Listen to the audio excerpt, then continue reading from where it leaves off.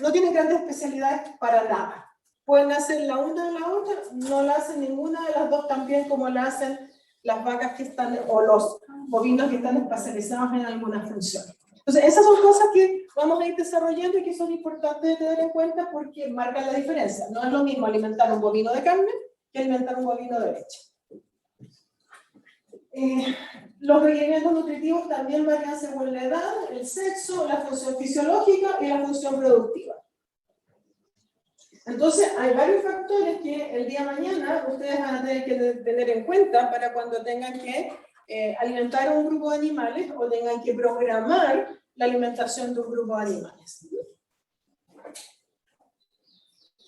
Entonces, para ello es necesario conocer cómo funciona el animal en su proceso de transformación de los alimentos en productos animales, carne, leche y huevos, claro, porque al final, ¿qué es lo que hacen estos individuos desde el punto de vista productivo? ¿Ya? Estoy enfocándome en aquellas especies que tienen un rol productivo, en consumir alimentos, y esos alimentos, sus nutrientes, los nutrientes que son parte de los mismos, sean absorbidos, y una vez absorbidos vayan a los distintos tejidos donde cumplen roles específicos y donde luego de alguna manera se van, entre comillas, a transformar en los productos que ese animal es capaz de generar o producir dependiendo de su especialización o no. Entonces, el rol principal, si bien es cierto, hay varios roles que cumplen los animales productivos hacia el hombre, uno de los más importantes es la producción de alimentos. Por lo tanto, lo que estamos haciendo es transformando ciertos alimentos a través de lo que es el animal procesador, por así decirlo, en nuevos alimentos. Llámese leche, carne, huevo, el nombre el producto que corresponda. Entonces, aquí es donde ustedes, claro, van creciendo paulatinamente, van formando, van construyendo su propia casa. Y para construir la casa tienen que saber de anatomía, tienen que saber de fisiología. Entonces, tenemos que comprender los procesos fisiológicos que van a intervenir desde que el animal ingiere el alimento hasta que se genera el producto.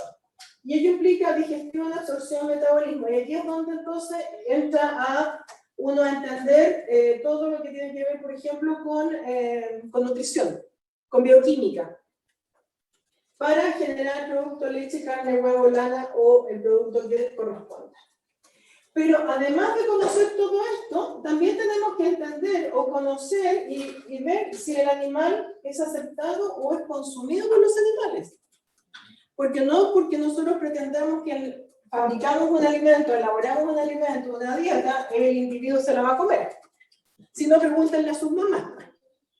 Perdón la comparación, pero ustedes le dan harto dolor de cabeza a las mamás cuando las mamás preparan algo rico de comer, a juicio de ella, y usted le dice, mamá, pero ¿cómo me vas a dar eso? A mí no me gusta.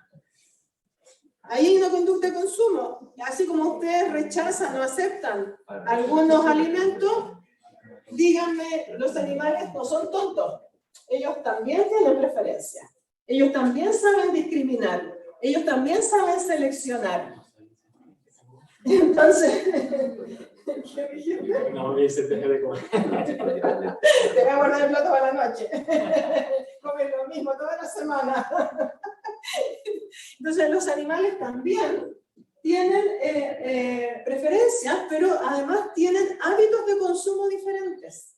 Formas de consumir el alimento que es distinto entre una u otra especie animal, que tiene que ver en algunas cosas, bueno, con conducta propiamente tal, pero también tiene que ver con la anatomía, con la estructura en cómo sus dientes, su dentadura, su lengua están estructurados. Y es así que cuando han visto comer, por ejemplo, a un rumiante, a un bovino, cómo consume el pasto, ¿cómo hace? La lengua le hace. Hace así, ¿no es cierto? Sí. Con la lengua, como que la lengua enrolla el pasto, la enrolla y la tira. Tal vez es más fácil de visualizar si han visto a un elefante comiendo con la trompa. Sí. Lo mismo que hace el elefante con la trompa, lo hace el bovino pero con la lengua. ¿Y cómo come un cordero o un ovino?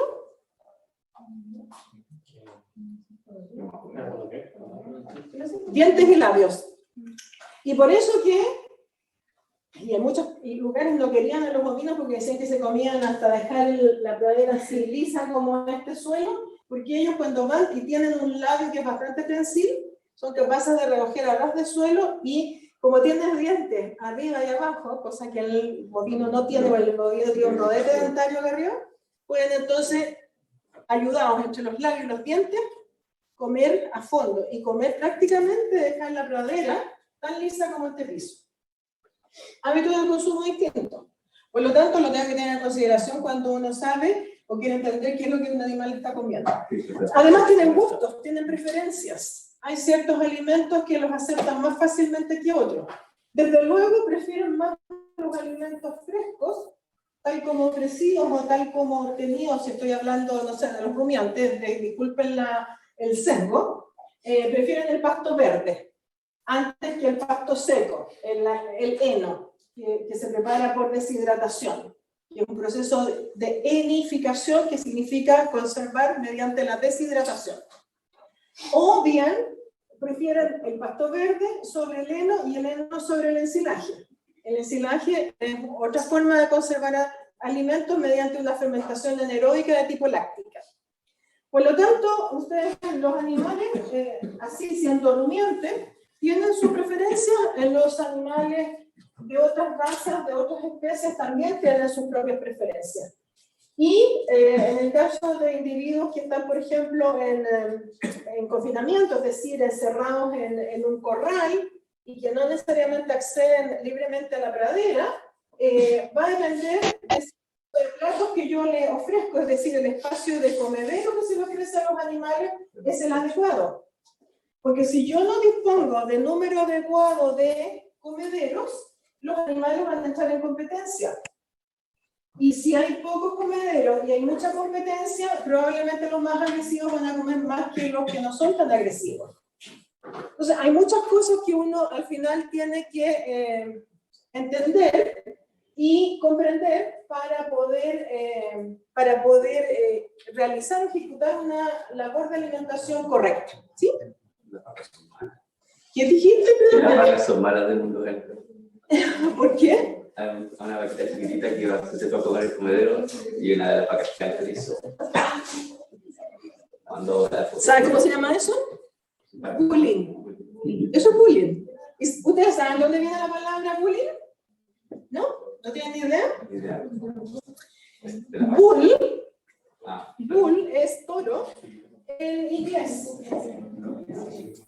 Y normalmente un toro, un animal de mayor envergadura, tiende a agredir o tiende a dar cuenta de su estatus social en el grupo, atacando. Y por eso que los animales se pelean cuando se generan las estructuras sociales o cuando hay una suerte de defensa de cierta estructura social.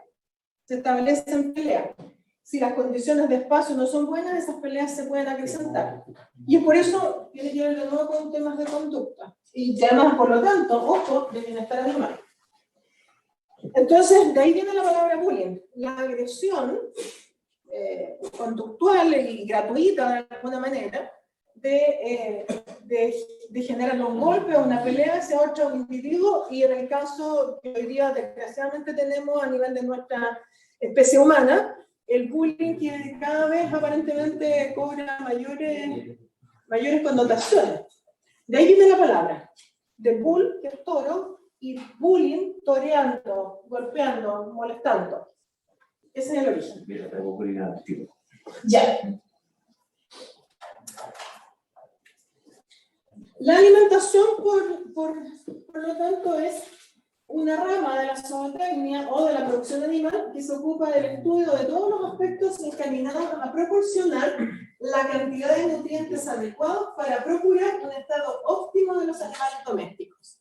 Entonces, quien se preocupa de alimentar directamente tiene que saber de nutrición, o por lo menos tener en cuenta lo que quienes trabajan en nutrición le informan, le traspasan para que esa persona pueda usar los alimentos correctamente en la especie correspondiente, bajo el sexo, la edad, la condición fisiológica, la condición productiva de que se trata.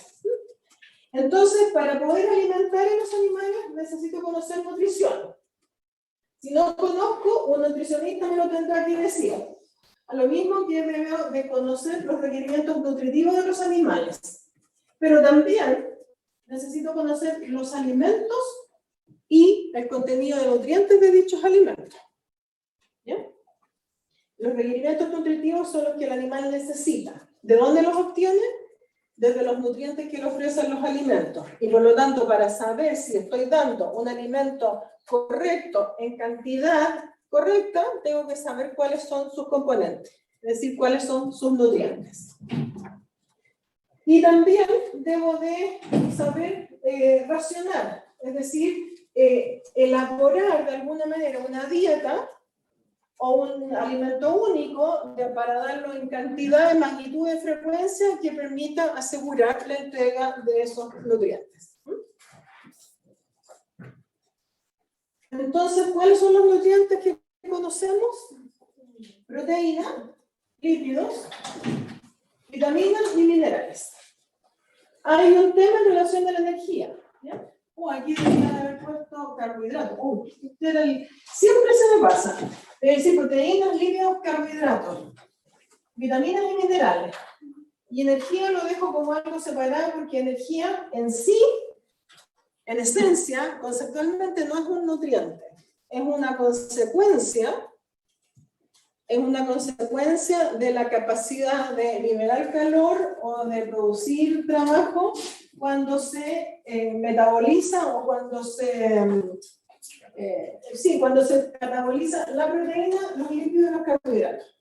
Por eso que la energía no es un nutriente tangible, ¿no?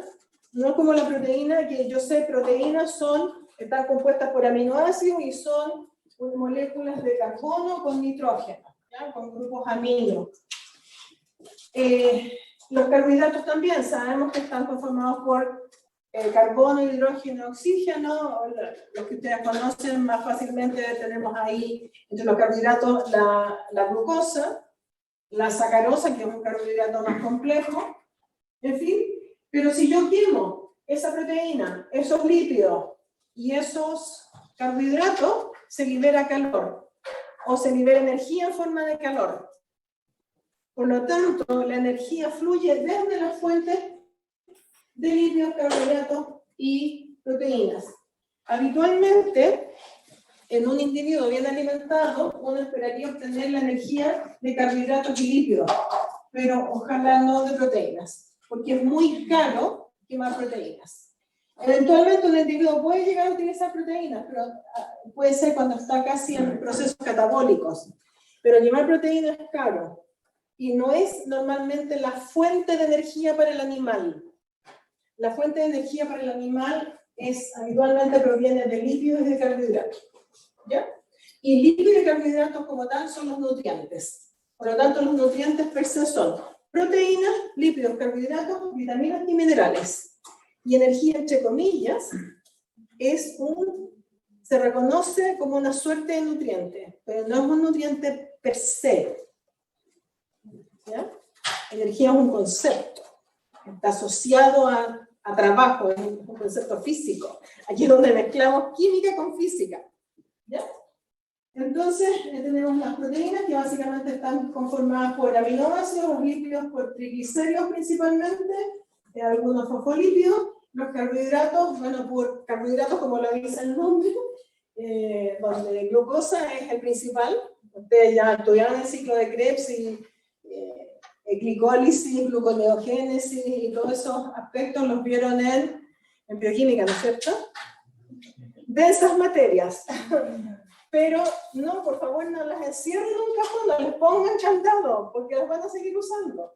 Esos conceptos los tienen que seguir manejando. Y el próximo semestre en nutrición lo van a usar mucho más que en esta clase, o que en este curso, ¿ya? Y que en este curso lo que pretendemos de alguna manera es posicionarlos enfrente de lo que es, lo que van a ver en adelante de producción animal. Las vitaminas, tenemos vitaminas del complejo B y C, que son vitaminas hidrosolubles, y las vitaminas A, C, D y K, que son vitaminas liposolubles. ¿Ya? Y entre los minerales tenemos macroelementos como el calcio, fósforo, magnesio, y microelementos como hierro, zinc, cobre, selenio, yodo, manganeso, cobalto, etc. Esos son entonces los nutrientes. Los modelos digestivos. Otra cosa que tenemos que reconocer, porque mediante el modelo digestivo, es que qué es lo que un animal eventualmente puede usar o no como fuente de alimento. ¿Ya? Y esto ustedes lo conocen. Yo incluso debería de borrar la diapositiva. Y ustedes me debieran de decir los modelos. Ya les soplé antes. Y me debieran dar un ejemplo de cada uno. Si tuvieran buena vista, podrían verlo.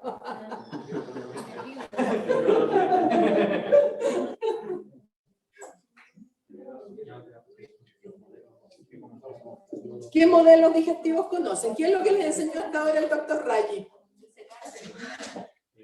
Ya, pero ese modelo se cae. ¿A qué se asocia un sistema digestivo de un omnívoro, de un herbívoro o de un carnívoro? Herbívoro, bien. ¿Y ese modelo se cae? ¿De qué tipo de herbívoro será? ¿Será un herbívoro rumiante o será de un no rumiante? De un no rumiante. Y ejemplos de ese modelo secal, ¿a qué especie característica? Aquí, en general, hay muchos adoradores de esa especie. Los equinos, bien. Perfecto. Ya. ¿Y otros modelos de herbívoros tenemos? Rumiantes. Rumiantes. ¿Y a quiénes conocen de sus rumiantes? La vaca Lola. Hace muy tiene cola. Claro, está la vaca. No, pero es la vaca es una categoría de animal dentro de los bovinos. Y vaca es la hembra adulta que ha parido.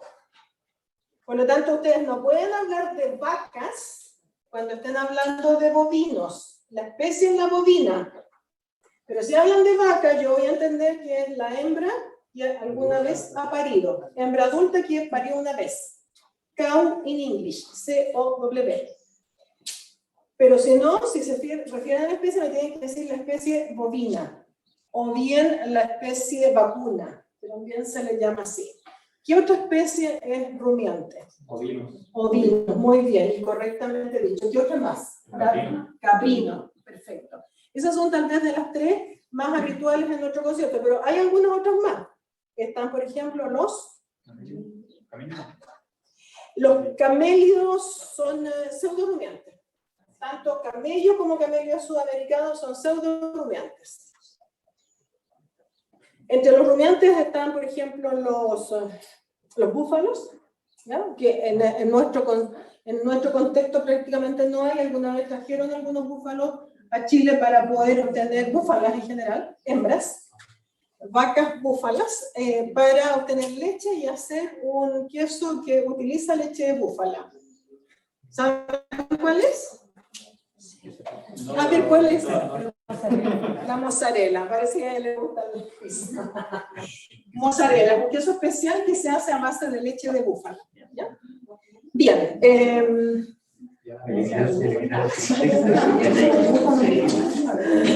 Ya, entonces tenemos acá bien los herbívoros rumiantes, los pseudorumiantes y los no rumiantes.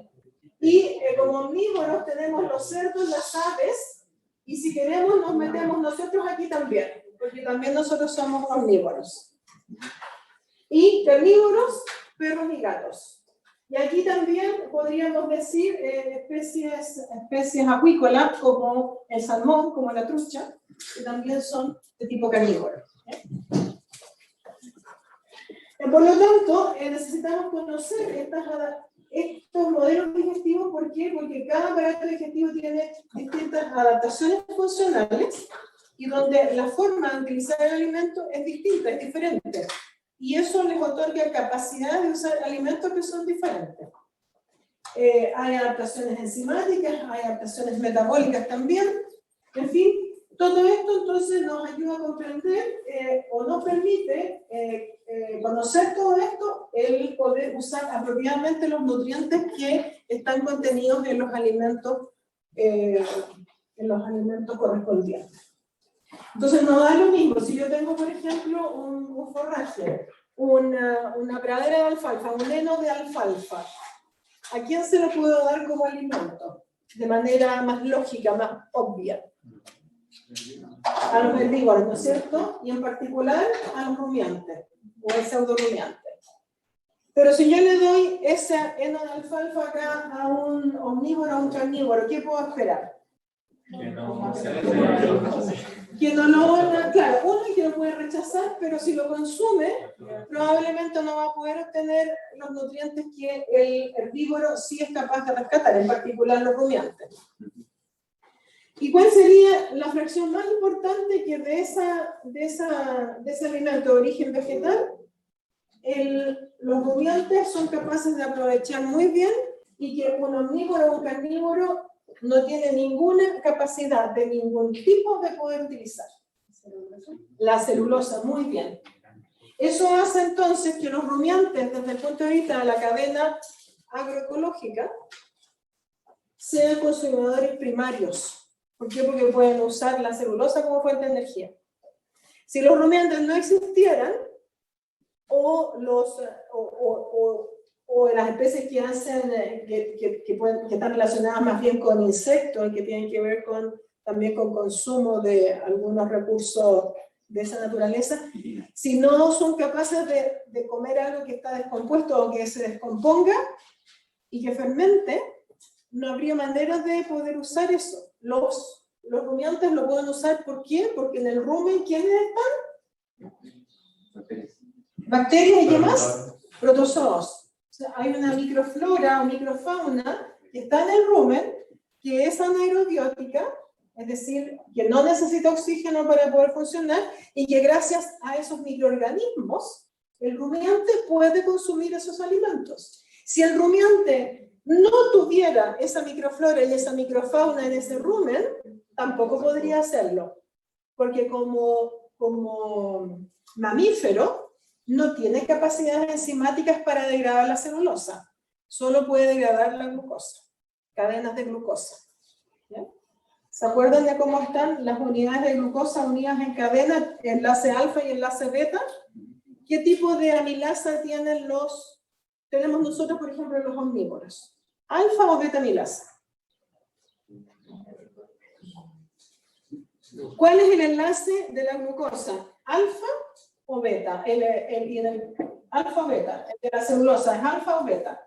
La unión de las moléculas de glucosa. ¿Quién es beta? ¿Quién dijo beta? ¿Y a qué corresponde el beta? ¿A glucosa o a celulosa? No, al revés. Celulosa. ¿Ya? Las bacterias, los hongos y también algunos protozoos tienen capacidades de beta-glicosidasas, es decir, son capaces de romper los enlaces de la celulosa. Nosotros como mamíferos, nuestras capacidades enzimáticas del mamífero per se, tenemos solamente alfa-amilasa, somos capaces de romper los enlaces de la glucosa, pero no de la celulosa. Entonces aquí tenemos justamente, tenía algunas fotos, se me había olvidado. Esto ya que ha sido una mañana, un día bastante atareado, ¿qué quieres que les cuente? Tenemos aquí rumiantes, estas son todas vacas lecheras, especie bovina, hembras. Y ustedes pueden aquí, si me aparece aquí esta cosa, se me olvida estas, ahí se notan sus ubres, se le ven las ubres, acá esta otra se le ve algo más la ubre, acá. Blancas y negras, vacas lecheras. Probablemente con un componente importante de Holstein-Friesian, ¿ya? A pastoreo, ¿ya? Y aquí pastoreo donde el plato, lo que ellas comen diariamente, se le va dando conforme se mueve este cerco eléctrico. Que no es un cerco eléctrico que la vaca se acerca y se electrocuta, no, le hacen un poquito y ellas ya se acostumbran y muchas veces uno mueve el cerco y ya lo usa sin electricidad porque ya saben que ese cerco no les gusta. Y después se queda sin electricidad y uno va moviéndole el cerco, entonces le va dando espacio al plato. Es como si uno quiera un gran plato y le fueran dando a pedacitos. ¿Ya? Aquí tenemos animales bajo galpón en el sistema. Estas son las fotos de la zona sur. En un galpón donde hay un camino central por donde pasa el tractor que pone aquí en los comederos el alimento, y por lo tanto estas vacas dependen de lo que el individuo le trae y le deposita aquí en el comedero, y ellas se acercan a comer. Acá tenemos animales de carne. Estos no son Angus, son Hereford. Los caritas blancas y rojas, todos estos que tienen la cabeza blanca y el cuerpo rojo, y aquí arriba tienen esta como línea blanca, y también, desgraciadamente aquí no se ve, en parte del pecho también blanco. Esos son Hereford, razas de carne. Y el Angus, no tengo Angus. El Angus es un tono mucho más oscuro que este. El Angus rojo, que es un color así como terracota muy oscuro, o Angus negro, pero en ese caso el animal completo es de este color, incluso la cabeza. Ahora, hay unas cruzas de Hereford con Angus que resultan de cuerpo negro o cuerpo rojo y carita blanca. ¿Y a esa saben cómo le llaman a esa mezcla, a ese híbrido? ¿Lo han escuchado alguna vez? Me diga que él sabe. ¿Eres del campo, no? ¿Tienes conexión? ¿Ninguna conexión con el campo? ¿Quién tiene aquí conexiones con el campo? ¿Alguien que sea de origen? No quiero. ¿Cómo se relacionan? ¿Vienen de alguna zona rural?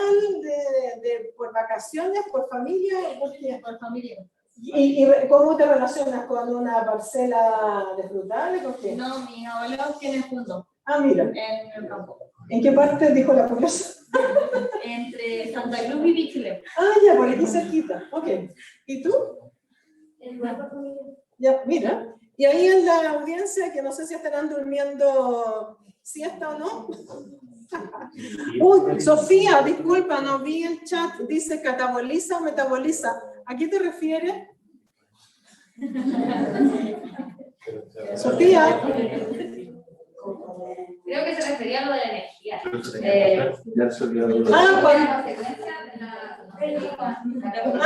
Ya, dice que sí. Pero tú le leíste la mente, dice sí, resolví la duda, era en relación a la energía. Ya, ok. Por favor, pregunten y digan. Yo a mí me gusta que comenten, que pregunten si tienen dudas o no, para tratar de hacer la clase un poco más amena. Y aquí la Yaritza también dice, vive cerca de una zona rural, pero ella criaba gallinas. Pero también las gallinas también son parte de la producción animal, y también tienen ustedes calendarizada una clase específica de producción de aves, ¿ya? Entonces, los que son las cruzas de Hereford con Angus generan lo que llaman monjitas. No, y en inglés le llaman nuns, que se le llaman N-O-U-N, que es nan, hermana en monjita en inglés. Son las monjitas porque, claro, cuando uno las ve, parecieran monjitas, todas cubiertas de negro y solamente con la carita blanca. Las monjitas antes usaban incluso unas cosas blancas aquí en la cara y con el cuello todo blanco aquí.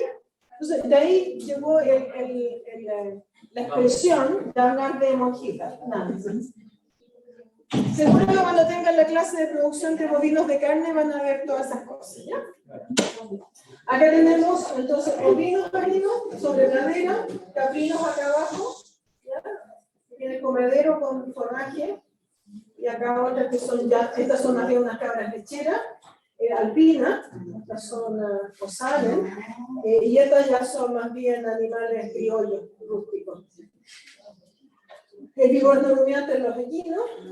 En general, siempre que hay adoradores de los equinos, así que siempre los presentamos. También tiene una clase específica de. Acá tenemos a los pseudorumiantes. Los pseudorumiantes son un conjunto de 4 subespecies, donde tenemos los guanacos, las vicuñas, que son subespecies silvestres, y las 2 subespecies domésticas son la llama y la alpaca. ¿Por qué pseudorumiante? Porque el sistema digestivo no es el mismo que el de un rumiante. ¿Ustedes ya pasaron por el modelo digestivo del rumiante? Entonces, dime, ¿cuál es el modelo del rumiante? Boca, esófago. No, vamos en orden. Rumen, retículo, Omaso, adomaso. Y después intestino delgado, ¿no es cierto? Ya. En el caso del pseudorumiante, el pseudorumiante tiene esófago y llega a un compartimento que es parecido al del rumen, pero que está fusionado con el retículo. Entonces, el retículo y el rumen conforman un único compartimento, y después viene el omaso, y después viene el abomaso, que el abomaso es el estómago verdadero. Por eso que cuando hablan de monogástricos, pretendiendo hablar de animales omnívoros como el perro o el gato, es una equivocación, porque los rumiantes y los pseudorumiantes y los herbívoros no rumiantes también son monogástricos, porque tienen un único estómago verdadero. ¿Ya? No existen los... Pueden existir, pero no en este concepto. El rumiante no es un poligástrico. ¿Por qué? Porque el retículo, el rumen, el omaso no son glandulares. Y ahí hay otra diferencia. El pseudorumiante, en este compartimento que se llama C1, C2, que junta de alguna forma anatómicamente el retículo con el rumen, a diferencia de la mucosa interna del rumen, los pseudorumiantes sí tienen glándulas, pero no glándulas para producir enzimas. Tienen glándulas para producir buffers y producen bicarbonato, por ejemplo. El rumiante, a través de las glándulas salivales, y la rumia produce saliva y tiene componentes buffer, como es el bicarbonato de sodio. Entonces, en la medida que el animal rumia, en saliva, agrega buffer, y al llegar al rumen, eso ayuda a que el rumen sea neutro. En el caso del pseudorumiante, está la saliva, está la rumia, pero también esta mucosa interna tiene glándulas que generan más buffer. Por lo tanto, el pH interno de ese compartimento C1, C2, porque así se llama, es un poco más básico que el pH neutro del rumen del rumiante. Esa es la diferencia sustancial entre los pseudorumiantes y los rumiantes. ¿Ya? Después tenemos acá animales omnívoros, ¿ya? Cerdos. Acá tenemos cerdas en gestación, cerditos relativamente en etapas iniciales de crecimiento. Aquí están los comederos. Acá una alimentación líquida, estos cerdos blancos normalmente son híbridos comerciales y tienen base razas como la Landras o la Large White, y estos de acá abajo, que es una foto tomada en el sur de Chile, estos animales son negros con aquí como una banda blanca a la altura de la pata anterior, que pasa de un lado a otro, y en el sur, o conceptual, coloquialmente les llaman chancho bandera, cerdo bandera, porque la verdad que parece una bandera. Ya, ¿dónde tenían los buffers los pseudorumiantes en el rumen? En la mucosa ruminal, donde hay glándulas que son capaces de producir ese buffer. Cosa que el rumiante no tiene esas capacidades. Pero solamente producen buffer, no producen sustancias digestivas, o sea, no producen enzimas. ¿Ya? Y este cerdo, que se llama comúnmente cerdo bandera, es de la raza Hampshire, ¿ya? Que tiene que ver con el lugar donde se originó, que es una localidad en el Reino Unido. Y es así entonces que en general estos animales tienen una mezcla de alimentos de origen vegetal. También se han estado usando sistemas pastoriles, pero básicamente para trabajar con hembras en gestación. ¿Ya? Acá tenemos los pollitos, arriba tenemos pollos de un día, broiler, que ya están prácticamente, posiblemente a término, y acá abajo pavos. ¿Ya? Y que también todos ellos son omnívoros. Entonces, podemos reconocer en los animales distintos estados fisiológicos productivos. En términos generales, podemos diferenciar animales en crecimiento, animales en engorda, animales gestantes, animales en lactancia. Por ejemplo, si vamos a un plantel productivo de cerdos, vamos a tener en un área todo lo que significa las hembras reproductoras, y esas son las hembras que van a encargarse de de ser encastadas, de ser cubiertas, de poder quedar preñadas, no embarazadas. Las mujeres se embarazan, los animales se preñan. Por lo tanto, me choca tanto cuando a veces escucho traducciones, cuando uno ve el National Geographic o cosas por el estilo, y hablan de que los animales están embarazados. Ese es un término que normalmente se reserva para la especie humana. Y preñez, gestación, es más corriente de usarlo en animales. Aunque, ojo, si ustedes van a España, no se extrañen de que hablen de una mujer preñada, porque es muy castizo el término. Pero aquí en Chile, habitualmente hablamos de gestación, embarazo de la mujer, y en el animal hablamos de preñez, de gestación, no de embarazo. Entonces, en un sector están las hembras reproductoras, que son las encargadas de entrar en este proceso reproductivo y tener partos. Desde los partos nacen nuevos individuos, que son animales entonces en crecimiento, que después de seguir creciendo van a ser animales entonces en engorda. Solo términos nos indican que esos son animales que van a producción de carne. Y vamos a tener, por supuesto, los animales que gestan, que son las hembras gestantes, y animales lactantes, que son las hembras que una vez que parieron, están lactando, están produciendo leche para alimentar a sus camadas. ¿Ya? Ups. Después, eso podría ser, si lo vemos, por ejemplo, desde el punto de vista de los cerdos. Si lo vemos desde el punto de vista, a lo mejor, de las vacas, y vacas en lactancia, vamos a poder diferenciar vacas en lactancia, pero no da lo mismo que la vaca esté en primer tercio, en segundo tercio, o en segundo o último tercio de lactancia. Y también hay vacas secas, vacas que no producen leche, que están solamente gestantes y que están a punto de parir. Por lo tanto, cuando nos enfrentamos a un típico gráfico de la curva de lactancia, acá donde dice leche, que es la línea negra completa de la leche, vemos que la vaca, como resultado del parto, empieza a producir leche, y la producción de leche, conforme los días postparto, los días en lactancia van avanzando, o los meses en lactancia van avanzando, la producción de leche aumenta, y más o menos a los 2 meses, antes del tercer mes, hay un pic de producción. Y luego, naturalmente, la curva va descendiendo, va bajando, hasta que, cuando la hembra cumple 7 meses de gestación, yo la dejo ordeñar. Por lo tanto, la alimentación en los primeros días postparto del primer tercio, bajo el segundo tercio o tercer tercio, son bien diferentes. Los requerimientos y los cuidados de alimentación son muy distintos.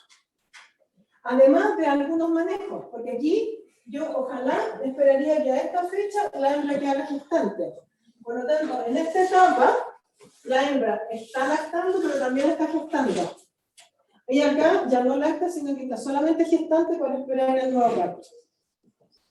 De ahí que y eso lo van a ir conociendo a poco, a la medida que vayan familiarizándose con cada uno de los sistemas productivos, con cada uno de cómo las funciones productivas de las distintas especies se van dando, por ejemplo, la longitud de la lactancia, la longitud de la gestación, en fin, les van a ir dando pautas para saber cómo poder alimentar correctamente a una vaca que va pasando a lo largo de la lactancia por esos distintos estados fisiológicos. ¿Ya? En el caso de los cerditos, igual, esto es una diapositiva que seguramente van a ver después con el doctor Díaz, que es especialista en producción porcina. Vemos que cuando los cerditos nacen, amamantan de la cerda, y una vez que son destetados, pasan a un corral que se llama lechón lactante, que va desde el parto hasta los 25, del parto hasta los 25 días, es este lechón que lacta, que mama. Después está el lechón de recría, que pasan a un corral donde ya se juntan con otros compañeros. Después hay a crianza, a engorda y a engorda final. Cada uno de estos estados involucra requerimientos nutritivos diferentes y el uso además de alimentos de distinto tipo. tanto en calidad como en cantidad. Entonces, yo la dieta que uso para este animal no la puedo usar acá. Y si pretendo usar esta acá, no voy a dar el mismo resultado. Los valores y los insumos utilizados en una y otra son absolutamente diferentes. ¿Qué busca esto? Optimizar el proceso de alimentación, ajustar de mucha mejor manera los requerimientos nutritivos con lo que los alimentos pertinentes le pueden aportar. Aquí normalmente las dietas son de altísima calidad con alimentos muchísimo más caros que los que uno usa acá. ¿Por qué? Porque las exigencias nutritivas de un animal que está en crecimiento temprano son mucho más altas, necesita mucha más proteína, más energía. En la medida que el animal va aumentando de peso, ese requerimiento se va moderando y por lo tanto el tipo de alimento que uso acá es un alimento más estándar. Aquí no, aquí tengo que tener cuidado. Por lo demás, toda la capacitación digestiva, la capacitación enzimática del sistema digestivo también va madurando. Por lo tanto, estos animales que todavía desde el punto de vista digestivo son inmaduros y tengo que tener eso en cuenta. Entonces, detrás de cada uno de los procesos productivos, detrás de cada uno de las especies, hay distintas realidades. Y no da lo mismo formular para vacas lecheras que formular para, por ejemplo, para distintas categorías de cerditos. Por lo tanto, desde el punto de vista del estudio del animal, tenemos que conocer la anatomía y la fisiología digestiva de los animales, como vimos. Necesitamos conocer los requerimientos nutricionales de cada época fisiológica productiva. Tenemos que conocer además, ojo, las alteraciones metabólicas de origen alimentario y las alteraciones debidas a deficiencias nutritivas o bien a exceso de nutrientes. ¿Qué pasa si hay una deficiencia, por ejemplo, no sé, de minerales, de calcio? A lo mejor lo pueden relacionar más fácilmente a algún problema sanitario, un problema de enfermedad de la especie humana. ¿Puede fallar el corazón? Sí, pero en un animal en crecimiento, por ejemplo, si tú no le das suficiente calcio y fósforo, ¿qué va a afectarse importantemente? Los huesos, más la formación de los huesos, y normalmente quien ha tenido una deficiencia de calcio y de fósforo siendo niño o adolescente va a tener raquitismo. ¿Ya? También puede ser que haya un exceso, puede haber una deficiencia o una intoxicación. Por ejemplo, se dan, debido a deficiencia de yodo, se producen problemas de tiroides, ¿no es cierto? Bocio. Pero un exceso de yodo también puede generar una respuesta negativa de la tiroides y también puede generar una suerte de bocio también. ¿Ya? Entonces hay varias enfermedades que surgen, ya sea de deficiencias o de toxicidades, y es por eso que hay que saber manejarlas. Luego, y es lo que les comentaba antes, debemos reconocer el comportamiento de consumo voluntario de los alimentos y los factores que los afectan, tanto del animal, del alimento, como del ambiente. Veíamos delante del animal porque cada animal tiene formas de comer que son distintas y porque pueden tener preferencias diferentes. Del alimento porque el alimento tiene que estar en buenas condiciones, tiene que ser sano, no puede estar contaminado, no puede estar con hongos, ¿ya? Y del ambiente, ya sea natural o artificial. Si me refiero al ambiente artificial, puede tener que ver con que los comederos que yo le ofrezco estén en número y en tamaño adecuado. Porque si yo no le doy el número y el tamaño adecuado, van a pelearse. Es como si le pongan a dos hermanos un puro plato y que los dos coman de ahí. El que sea más agresivo va a comer más, pero el otro se va a quedar de lado, o le va a hacer bullying y le va a decir, no, tú no, perdóname. Por lo tanto, desde el punto de vista del ambiente artificial, yo necesito proveer suficientes platos, suficientes espacios de comedero. Tengo que saber cuántos animales se van a estar alojando para poder proveer un número suficiente de comederos para que todos puedan tener acceso a la comida. Y esa es mi responsabilidad cuando yo tengo, o la responsabilidad de quien está a cargo cuando yo tengo un sistema de alimentación, por ejemplo, a corral, con animales confinados.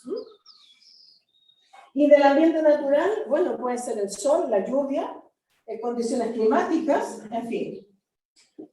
Hoy día, por ejemplo, que estamos en todo este proceso de calentamiento global, los animales, en particular, por ejemplo, los bovinos, el tipo de razas bovinas que tenemos en Chile, son razas que fueron creadas o desarrolladas, perdón, desarrolladas es más correcto, en zonas bastante frías, en zonas templadas, que toleran muy poco el calor.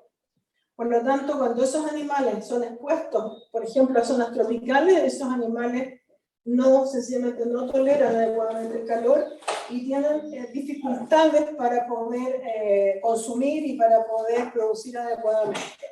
Y aquí en la zona central, conforme tenemos veranos más calientes y eventualmente con días de temperaturas altas un poco más largas, ya se ha tenido que entrar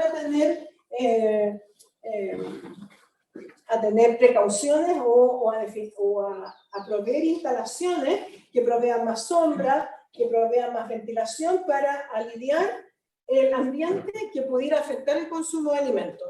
¿Por qué? Porque si un animal está sometido a estrés por calor, deja de consumir alimentos. A ustedes les pasa, a la especie humana también le pasa en verano. Si alguien está a pleno sol y hace mucho calor, la verdad es que no dan ganas de comer. Bueno, a los animales les pasa un poco lo mismo. Por eso que el ambiente también es un aspecto que uno tiene que tener en cuenta, ¿ya? Tanto natural como artificial, como les decía. Aquí, solamente por ejemplo, y porque además que son tablas bastante viejitas, acaba de salir por ejemplo, el nuevo libro con los requerimientos nutritivos de vacas lecheras. Este es re viejo, pero no importa. Lo que más me importa es que ustedes puedan apreciar que en función de los estudios de nutrición para las diferentes especies, existen libros que se van publicando y se van renovando cada cierta cantidad de años con requerimientos actualizados que fluyen de técnicas más modernas de investigación, que dan cuenta de que dependiendo del peso del animal, en este caso del peso de la vaca, aquí, que en este caso está el libro, de la cantidad de leche que produce el animal. Este animal, vamos a tomar en cuenta el primer ejemplo, produce 30 libras de leche, que son como 15 litros, pesa alrededor de 500 kilos, necesita más o menos un poco más de 1,5 kg de proteína cruda, necesita alrededor de 17,2 megacalorías de energía neta de lactancia, necesita calcio, 0,55 más o menos, libras, 0,04 más o menos de fósforo, si lo llevamos a kilos. Y no es lo mismo entonces, si ustedes comparan este animal de 1000 libras, que produce 30 libras de leche, y lo comparan con el mismo animal de 1000 libras, pero que ya produce 40 o 50 litros, los requerimientos tanto de proteína como de energía, de calcio y de fósforo van aumentando conforme aumenta el nivel de producción, ¿ya? 3,35 versus 4,14 versus 4,93 versus 5,72. Por lo tanto, estas tablas que así son definidas nos sirven de apoyo para saber qué es lo que necesitan. Si yo en mi rebaño tengo hembras de 1.400 libras que producen 50 litros o 40 litros, yo voy a esta tabla, reviso, y esto lo cotejo con los alimentos. Por lo tanto, los alimentos que yo le ofrezca al animal deben de cubrir estas cantidades. Esto para lechones, por ejemplo, en el caso de los lechoncitos, más que hablar de requerimientos de proteína per se, hoy día se habla de requerimientos de aminoácidos en particular.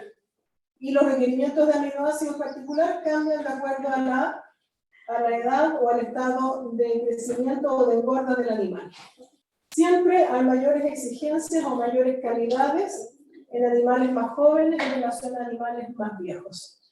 También hay necesidad de agua.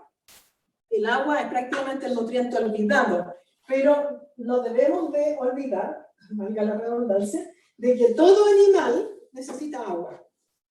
La composición corporal de un animal es principalmente agua. nosotros somos principalmente agua. Si a nosotros nos deshidratan, nos sacan prácticamente el 75% de nuestro peso. El resto es seco, materia seca. Entonces, a los animales hay que proveerles agua limpia, fresca, y también tiene que ver con los dominios de bienestar animal. ¿Ya? Entonces vemos que un berraco, ¿alguien tiene idea de qué es lo que es un berraco? A ver, ya uno y en voz alta y fuerte. Estoy escuchando solamente un murmullo y puede ser que tenga que ver con la mascarilla. ¿Usted? El cerdo macho que se ocupa para reproducción. Para reproducir. reproducción, muy bien. Es un macho entero que se usa para reproducción, que cubre a las hembras. Ahí está. Y después tenemos, por ejemplo, un berraco necesita entre 10 a 15 litros de agua por día, una cerda en gestación 10 a 17 litros, pero miren, una cerda en lactancia, es decir, una cerda que está produciendo leche, 20 a 30 litros de agua. ¿Por qué? Porque está produciendo mucha leche, y la leche, ¿qué es lo que es? En contenido nutritivo, tiene proteína, tiene carbohidratos, grasa, pero la mayor parte es agua. 85% de agua fácilmente.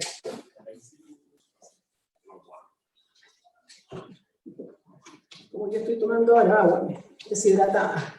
Ya. Y así, entonces cada una de las condiciones productivas o fisiológicas del individuo dan cuenta de que tiene un requerimiento de agua diferente.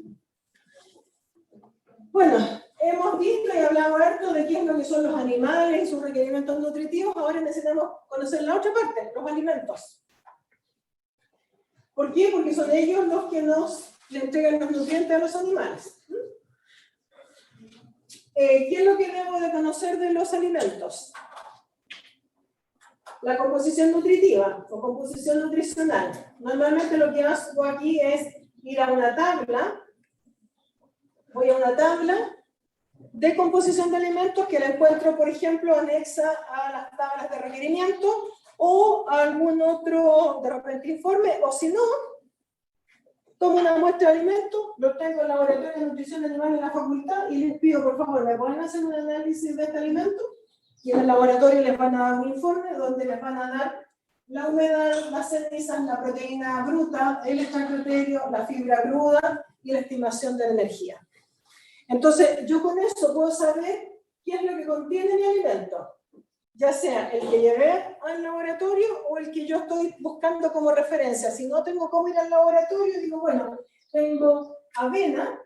¿La avena cuánto tendrá? Pucha, no me acuerdo, no sé, no tengo idea. A ver, voy a esta tabla y la avena me dice que tiene un 10% de humedad en general, es decir, un grano relativamente seco, un grano de cereal, que tiene alrededor del 2,9% de cenizas, 8,7% de proteína, 4,9% extracto etéreo que se relaciona con lípidos, con grasa, y un 12,6% de fibra cruda, que de alguna forma representa elementos que no son digeribles, relacionados con celulosa, semicelulosa, en fin. Por lo tanto, yo tengo como apoyo las tablas de composición de alimentos o bien un análisis de laboratorio. Dígame.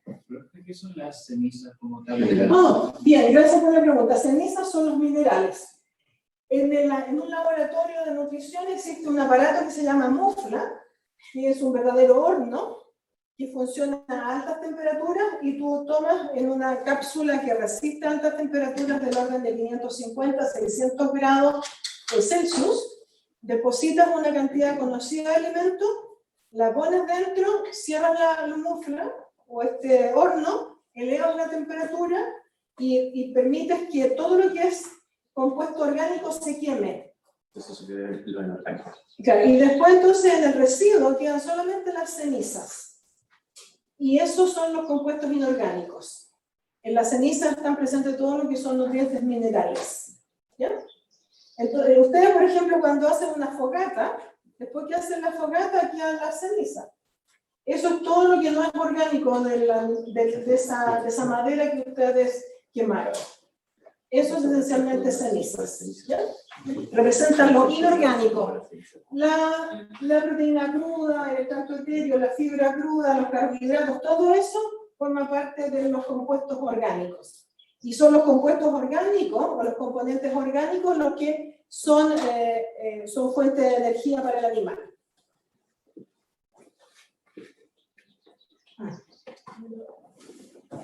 Entonces, tenemos la composición nutricional, debemos conocer la composición nutricional. También debiéramos de saber el reemplazo o el complemento de los alimentos. Es decir, si habitualmente usaba avena para poner en una dieta y se me acabó, ¿qué cosa se puede parecer más a la avena? Y voy a una tabla de alimentos, busco. ¿Qué alimento? Tal vez el trigo, tal vez, no sé, algún otro cebada, tal vez, probablemente algún otro cereal pueda tener características nutritivas semejantes a la avena, por lo tanto la podría reemplazar. Está también el concepto de complementariedad. Por ejemplo, un alimento muy rico en energía, y vamos a irnos ahí a lo fácil, vamos a dar un ejemplo humano, un bistec. Ay, qué rico.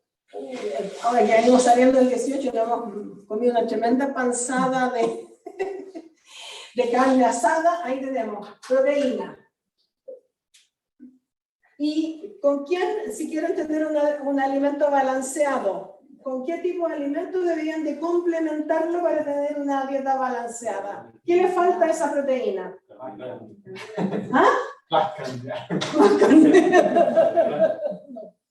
No, porque ahí pasaría una dieta cetogénica. ¿Qué complementa desde el punto de vista del concepto?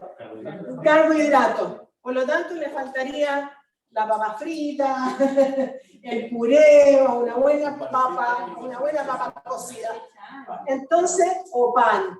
Entonces, si ustedes tienen proteínas, como es la carne, y un carbohidrato, como puede ser papas, pasta o algo, esos dos alimentos se complementan para contribuir a balancear la entrega de los nutrientes. Si yo quiero reemplazar carne por carne, a lo mejor podría reemplazar el lomo liso por lomo vetado, o qué sé yo, un bistec de lomo por una pulpa de cerdo. O si yo quiero reemplazar la papa, la puedo reemplazar por tallarines. Eso es reemplazo. Complemento es cuando hay un alimento muy rico en un nutriente que está desbalanceado y necesita balancearlo con otro que lo complementa. ¿Ya? Necesitamos saber el precio de los alimentos y de los nutrientes. Porque veíamos en los costos variables, el costo variable que más incide en ellos es la alimentación. Por lo tanto, tengo que tratar de buscar la manera de poder hacer esa ración, de alimentar a ese animal de buena forma, pero ojalá al mínimo costo. Y en ello hay que entonces calcular no solamente el precio del alimento, sino que el precio de los nutrientes. Y esas son cosas que van a ver en el curso de alimentación. Después, tenemos control de calidad. Podemos hacer el análisis químico, como conversábamos delante, pero también puedo hacer análisis microbiológico. Verificar que no hay bacterias que estén afectando la calidad sanitaria del alimento, que no hay hongos. Muchas veces por mala conservación del forraje o de los alimentos se generan hongos. Y esos hongos pueden ser detrimentales para la salud del individuo que lo consume. Por lo tanto, hay formas de evaluación. Y también, ojo, evaluaciones toxicológicas. ¿Ya? No vaya a ser que a lo mejor cayó algún producto sin querer o intencionalmente, o se haya contaminado en el proceso, que no sé, le puede caer cualquier cosa. Desde un exceso de minerales a eventualmente un desinfectante o qué sé yo.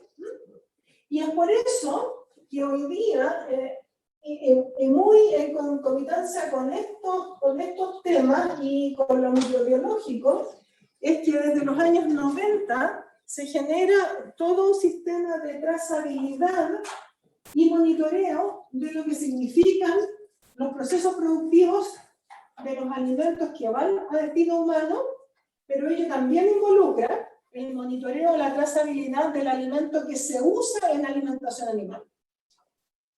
¿Por qué? Porque el animal consume ese alimento, lo transforma, pero si ese alimento que el individuo, el animal consumió, tenía algo que se pudo traspasar al producto que él genera desde el punto de vista de su producción, podríamos estar exponiendo a la población humana a algún efecto negativo, ya sea biológico o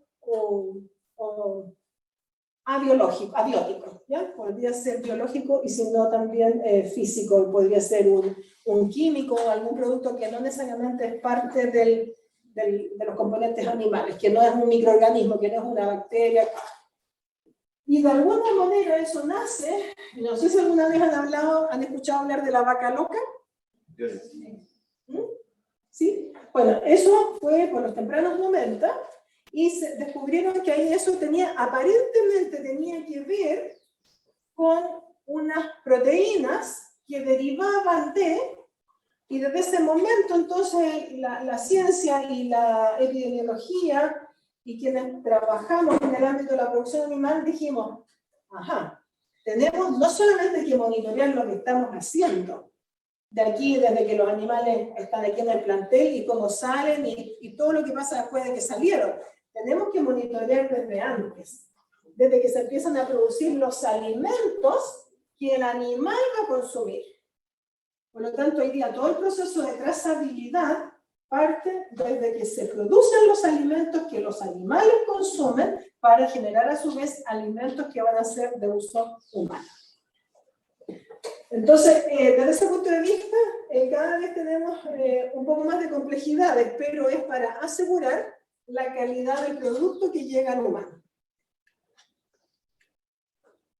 Entonces, ¿qué dietas le daremos a los animales y cómo se manejarán?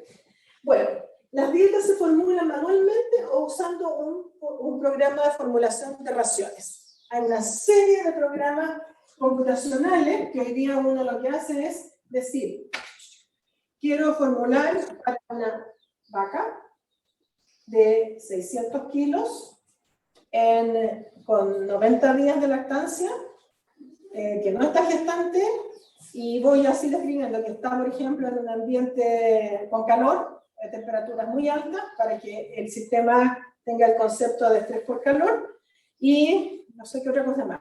Entonces, esos elementos, ¿y qué alimentos tengo? Tengo heno de alfalfa, tengo ensilaje de maíz, tengo afrechillo de trigo, afrecho de soya, mezcla vitamínico mineral, tengo todo esto, y estos son todos los precios. Máximos de utilización, muchas veces los alimentos pueden darse en un 100% o algunos alimentos tienen ciertas restricciones que tienen que ver con digestibilidad, con compuestos que pudieran ser dañinos para el animal, en fin. Uno los incorpora y cuando uno hace correr entonces el programa nos entrega una ración y dice, para esos animales usted tiene que darle una dieta que tenga 10 kilos de ensilaje de maíz, 3 kilos de heno de alfalfa, 1 kilo de afrechillo de trigo, 2 kilos de afrecho de soya, y así. Y fácil. Pero antes había que hacerlo a mano.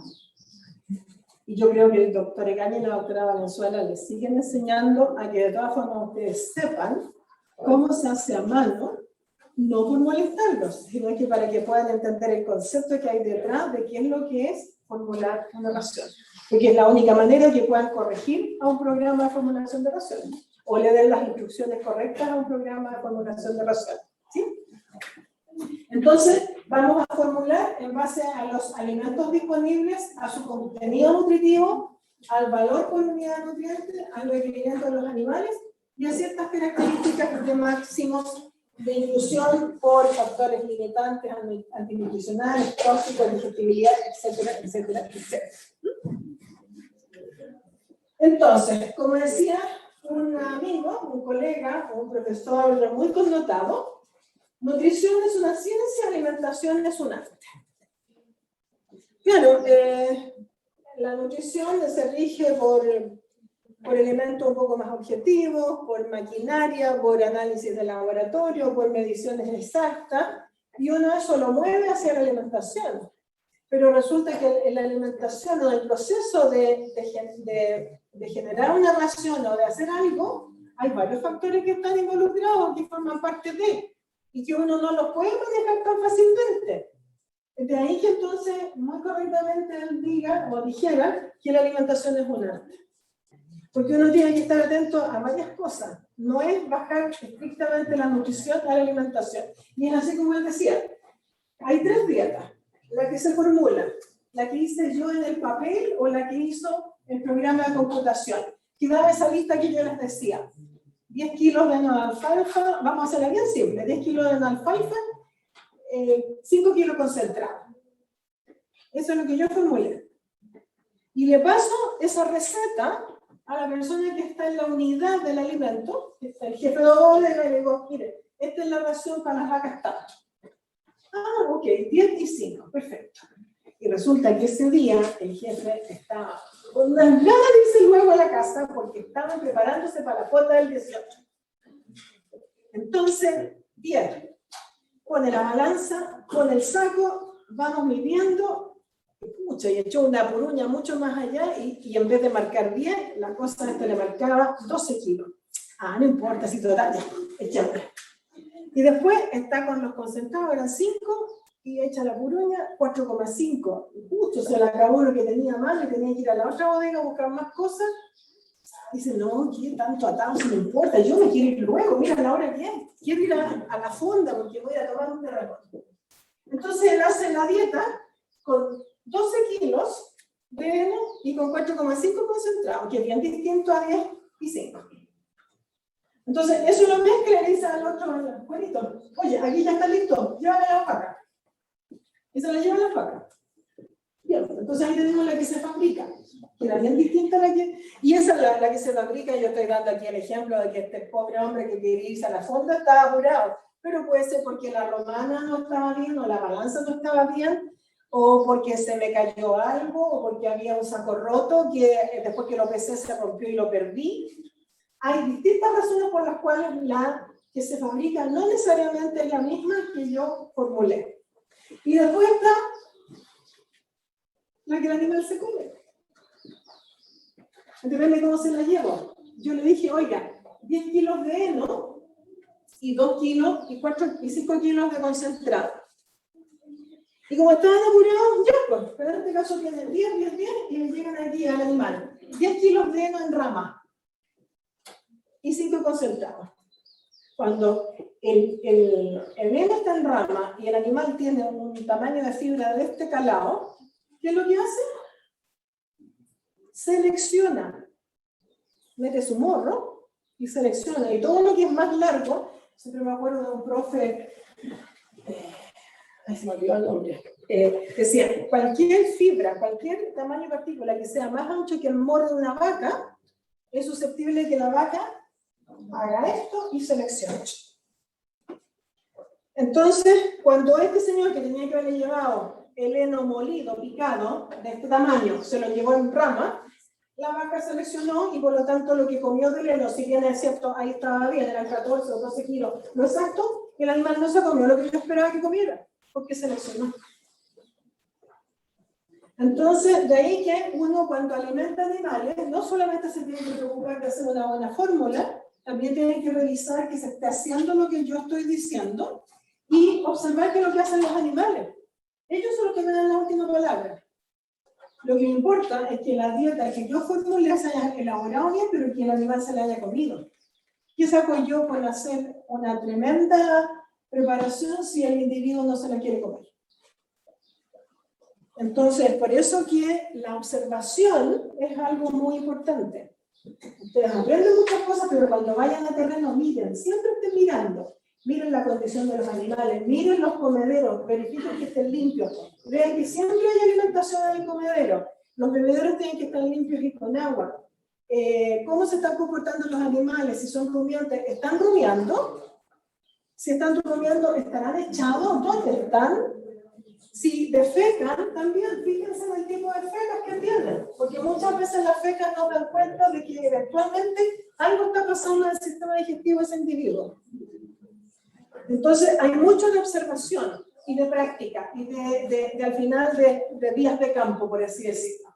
Y por eso que vuelvo a decir, que el diablo sabe más por viejo que por diablo. Y probablemente si ustedes me hubieran pedido esta misma clase hace 37 años, no hubiera sido capaz de decir lo que estoy diciendo ahora. Porque ya tengo 37 años más a cuesta, y ahí sí que, como decía antes Francisco, el coordinador, la experiencia ayuda. Bien, composición de los alimentos, agua, compuestos inorgánicos, minerales, calcio, fósforo, magnesio, cobre, ¿ya? Los orgánicos, carbohidratos, estructurales, celulosa y semicelulosa, no estructurales, almidón, glucosa, proteínas, lípidos o grasas, vitaminas liposolubles, vitaminas hidrosolubles.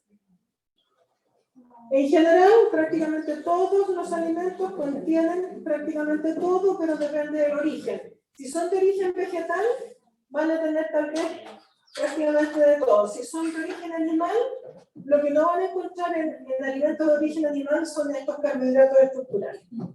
Esto está solamente en los alimentos de origen vegetal. ¿Ya? Los alimentos se clasifican en voluminosos, ¿ya? Por una baja densidad nutritiva, y normalmente se debe a que tienen mucha agua o algo que le da volumen. En este caso la celulosa, estos carbohidratos estructurales le dan volumen. Entre los voluminosos naturales tenemos las praderas naturales. ¿Cuántos de ustedes van al lado a almorzar? ¿Cuántos de ustedes van al lado a almorzar? ¿Han visto cómo están los pastos que están alrededor del camino? ¿A dónde nos están llegando prácticamente aquí, no es cierto? El pasto que al lado de la vereda, cuando ustedes cruzan al lado, en agronomía, justo pasando la puerta, hay una vereda y al lado hay hartos de pasto, y el pasto prácticamente llega aquí a media pierna, ¿no es cierto? Eso es pradera natural. Es pasto, son plantas que crecen de manera espontánea. ¿Quiénes han ido al campo ahora que fue el 18? A lo mejor varios fueron al campo, fuera de Santiago. ¿Cómo están los cerros? Verdes. ¿Y por qué están verdes? Porque la pradera está en su máximo apogeo. ¿Quiénes fueron a Rinconada, Maipú el otro día? No hay... ¿Cómo estaba la pradera en Rinconada? Verde. Lo que ustedes vieron en ese lugar es pradera natural mediterránea. Y ahí la tenemos entonces, pradera natural. También tenemos praderas artificiales. ¿Quiénes tienen pasto en sus casas? Césped. En los antejardines, en los patios. Eso es un tipo de pradera. Son praderas artificiales. ¿Por qué? Porque ustedes las sembraron. O el jardinero o alguien las sembró. Así como se siembran en las casas, también uno las puede sembrar jovencito. Usted, pues, ¿qué está haciendo? Estirándose. Eso no se hace en clase, pues, hombre. Ya, ok. Es que justo lo veo así. Eso no se hace. Yo entiendo, mira, yo en esto, yo soy bien regludo para mis cosas. Me gusta que tengan buen comportamiento, que se conduzcan como personas bien educadas. Para mí es importante porque el día de mañana ustedes van a ser profesionales y tienen que interactuar con otras personas. Y uno no puede atreverse a hacer una cosa de esas, por ejemplo, en una reunión. ¿Ya? Pero también entiendo que ustedes empezaron este proceso educativo, terminaron el colegio, empezaron este proceso educativo desde las casas, donde uno como que pierde alguna de las cosas, porque claro, no tiene a nadie que faltarle el respeto ni nada. O sea, si yo me estiro en mi casa y yo estoy viendo la clase de la doctora Morales, ¿qué más da? Nadie me ve. Y está bien. Y yo sé que esto tiene que ver con una recomposición de nuestros comportamientos. Por eso lo hago no con el afán de llamarte la atención, sino que, ojo, cuidar con lo que hacemos hoy día, porque esto de haber estado alejado tanto tiempo de las relaciones humanas, podemos llegar a cometer faltas que no son adecuadas. Eso. Las praderas artificiales entonces son aquellas que el hombre siembra.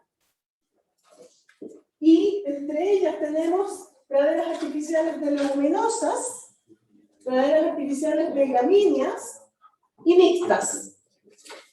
Ahora, en las praderas naturales también encontramos especies gramíneas y especies leguminosas.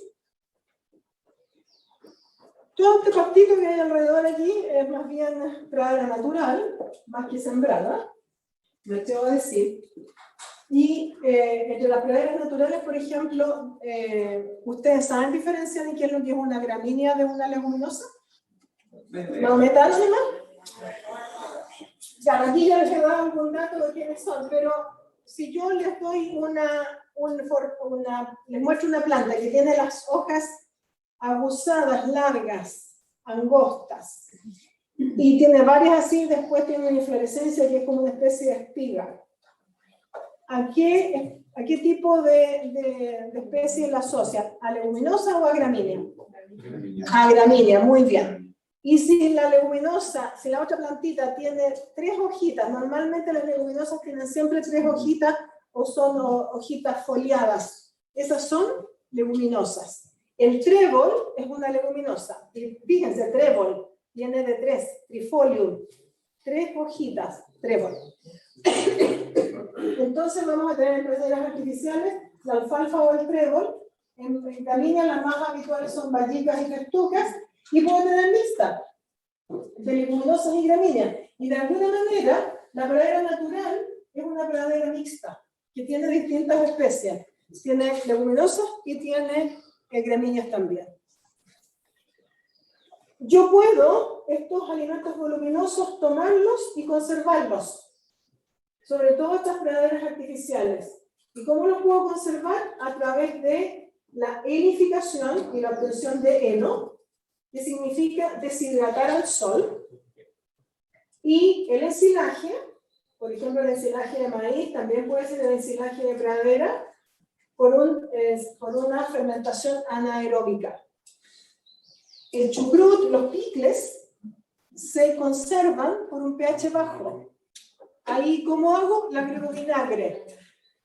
Inmediatamente le bajé el pH. En el caso del ensilaje, a partir de los propios carbohidratos que tiene la planta o el forraje, por acción de bacterias que utilizan esos carbohidratos, generan ácido láctico, y ese ácido láctico acidifica el medio e impide que bacterias o microorganismos puedan crecer, y por lo tanto lo conserva. Es una forma de conservar a pH bajo. El pH bajo es el que actúa como bacteriostático o como bactericida. Y acá es la eliminación del agua. Por el sol, en este caso por el sol.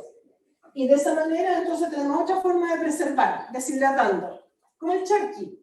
El charqui es una forma de conservar la carne por deshidratación. La fruta seca, toda esa fruta que son los huesillos, los damascos, todo tipo de... las ciruelas secas, todo eso seco se seca en verano y uno lo puede tener y consumir en invierno. Y no basta, no es necesario ponerlo en el refrigerador ni nada. ¿Por qué? Porque cuando eliminaron todo el agua, no hay posibilidad que las bacterias y microorganismos obtengan agua de ese producto, porque la bacteria también necesita agua. Entonces son formas de conservar. Y después también tenemos algunos subproductos agropecuarios que vienen de la industria frutícola, por ejemplo, como la pomaza de manzana, que es una suerte de cáscara de manzana, algo de pulpa, de pepa, todo lo que queda después que le sacan el jugo a la fruta. Ustedes a veces hacen jugo de naranja y queda igual toda esa cosa como húmeda. Eso son pomazas. Eso también puede ser pomazas de cítrico. Pomazas de tomate, todo lo que queda como resto de lo que han elaborado para jugo de tomate o salsa de tomate se llama pomaza de tomate.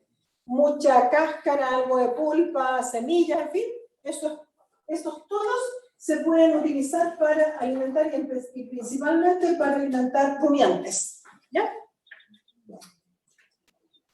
Aquí tenemos la foto de la alfalfa, la reina de las forrajeras.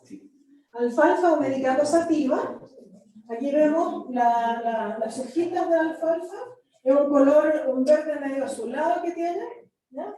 Son relativamente alargadas. Aquí está un poquito más claro, menos abundante el forraje. La flor de un color lila azuloso. Este es el color más típico que uno puede apreciar cuando uno pasa por un alfalfal. Y acá está la vaina, es una vaina enroscada, ¿ya? Todos esos árboles que producen vainas son leguminosas. Toda aquella planta o árbol que genere la semilla en una vaina es una leguminosa. Las que fueron a la Rinconada de Maipú, ¿qué leguminosa importante vieron en la Rinconada?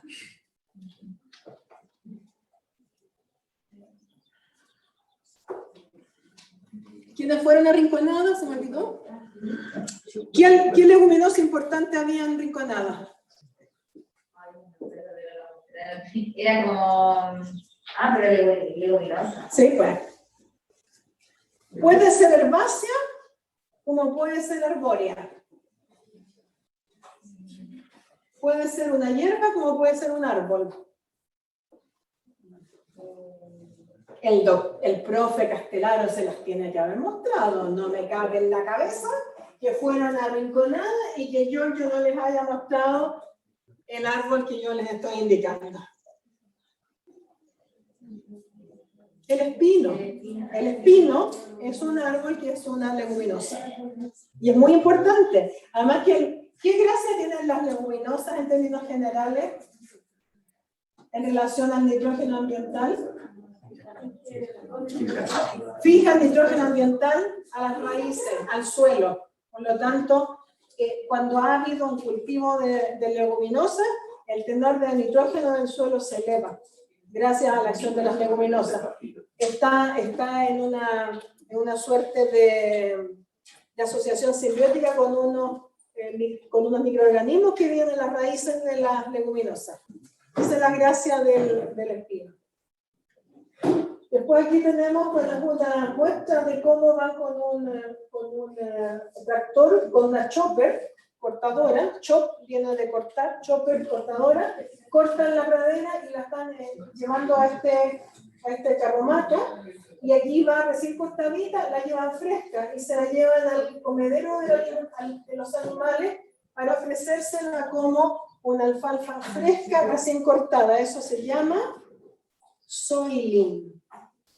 Son todas palabras que vienen de Gringolandia y que nosotros acá la hemos adaptado. Soiling, S-O-I-N-L-I-N-G, soiling. Soiling. Como soy, pero con i latina, ling, L-I-N-G, soiling. Eso significa pasto verde recién cortado y llevado al comedero del animal. En este caso es lo que está haciendo este personaje. Y estos son praderas de alfalfa. Acá la tenemos en forma de fardo, acumulada arriba de una de otra, en forma de rollos, y acá en forma de bolos. Por lo tanto, cuando ustedes se refieran a heno de alfalfa, se tienen que referir a heno, porque el heno de alfalfa puede venir en rollos, en fardos o en bolos. Y si ustedes me hablan de bolos o de fardos o de rollos, me tienen que decir de qué son, porque yo puedo hacer rollos de alfalfa, fardos de alfalfa, pero puedo hacer fardos de paja, puedo hacer rollos de paja. Por lo tanto, cuando uno se refiere a la forma, no es suficiente, uno tiene que decir de qué especie vegetal corresponde. Porque el heno de alfalfa, ya sea en fardos, o en rollos, o en bolos, es bien diferente al fardo de paja de trigo o al rollo de paja de trigo. Y es de mucho menor valor nutritivo, ¿ya? Porque es muy usual que cuando uno va al campo habla así, no, si le damos fardo. Pero, perdónenme, ¿el fardo de qué? Si usted no me explica de qué son los fardos, yo no puedo saber. Entonces, a veces dicen, no, le damos fardo y ustedes después llegan repitiendo, le dan fardo. Fardo. Pero ¿de qué son los fardos? Lo importante es saber de qué son los fardos. Es un accidente la forma en la que vienen. Me interesa más que me digan, le doy heno de alfalfa o le doy paja de trigo, más que si viene en fardo o en la manera en que sea, ¿ya? Trébol. Acá tenemos trébol blanco arriba. Aquí tenemos trébol rosado. Y si no me equivoco, este es trébol frutilla. Hay distintos tipos de tréboles. Sí. Acá tenemos vallica, aquí ya empezamos con las gramíneas. Lo que vimos hasta antes de esta diapositiva eran leguminosas, estas son gramíneas. ¿Ya? Los tallos, hojas alargadas y los frutos en esta forma de panojos. ¿No?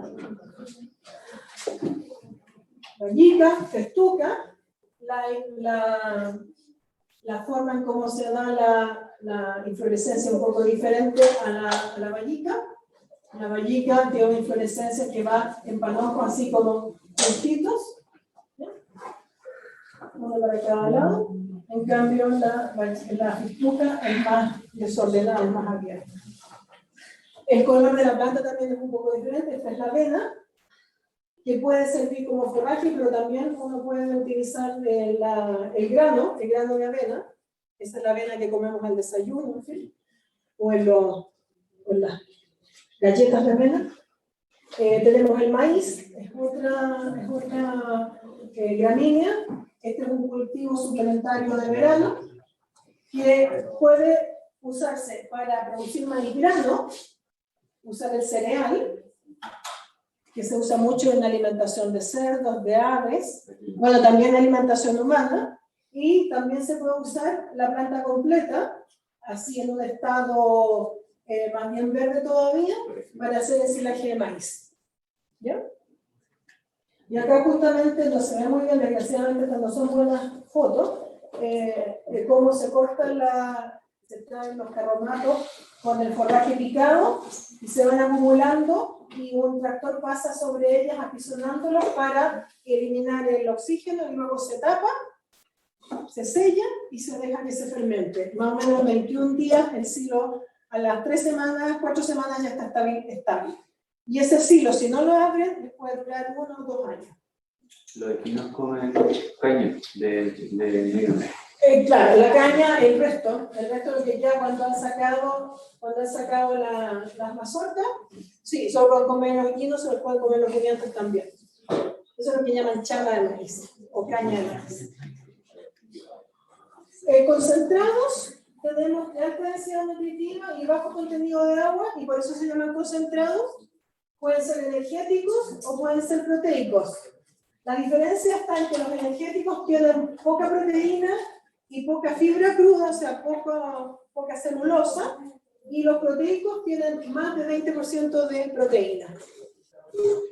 ¿A quiénes conocemos de estos dos grupos? En los energéticos, granos de cereales como el maíz, la cebada, la avena, el trigo, semillas de oleaginosas como el raps y el lino, y subproductos como el afrechillo de trigo. Y proteicos, la harina de pescado, granos de lupino, la soya, la semilla de algodón, el afrecho de raps, el afrecho de soya, harina de carne y hueso, harina de sangre, harina de plumas. Son todos entonces alimentos de tipo proteico. Acá tenemos algunas imágenes entonces de los granos de cereales más utilizados en la alimentación animal, como es el maíz, acá, sorgo, trigo, cebada, avena, y con la planta abajo, con la inflorescencia correspondiente como para que les sirva para cotejarla o verla. De repente cuando van por el camino, fíjense, miren a través de la ventana, uno aprende harto mirando por la ventana. Aquí tenemos algunos otros cereales adicionales. Aquí tenemos subproductos de cereales, como es el afrechillo de trigo, el afrecho de soya, afrecho de maravilla, gluten meal, germen de maíz, afrecho de raps, en fin. Todos subproductos que también se utilizan en la alimentación animal. Y algunos también en la alimentación humana. Acá tenemos leguminosas, como los porotos, distintos tipos de porotos, arvejas, en fin, son todas leguminosas. Estas se utilizan menos en la alimentación animal. Lo que uno tiende a usar por ahí son las pajas de leguminosa. La paja de poroto, la paja de arveja, se utiliza también en alimentación principalmente de rumiantes. Suplementos nutritivos, algunos que proveen vitaminas y minerales, y también hay suplementos no nutritivos, como pueden ser buffer, en los rumiantes, por ejemplo, aquellos rumiantes que necesitan tener cuidado porque la dieta no provee o no asegura la rumia, se le agrega un poco de bicarbonato de sodio para asegurar el pH neutro del rumen. Probióticos también, como levaduras, también orientadas a mantener un rumen con condiciones óptimas. Enzimas, antibióticos, promotores de crecimiento, en fin, son suplementos no nutritivos. Cuando me refiero a antibióticos es cuando necesito dosificar un antibiótico a una masa ganadera grande, se puede hacer por el alimento o por el agua, pero solamente se pone en el agua o en el alimento por el periodo de tiempo en que uno necesita dárselo, en vez de estarle dando uno por uno o inyectando uno por uno, se le ofrece el alimento, se le da por los días que corresponde y luego se elimina.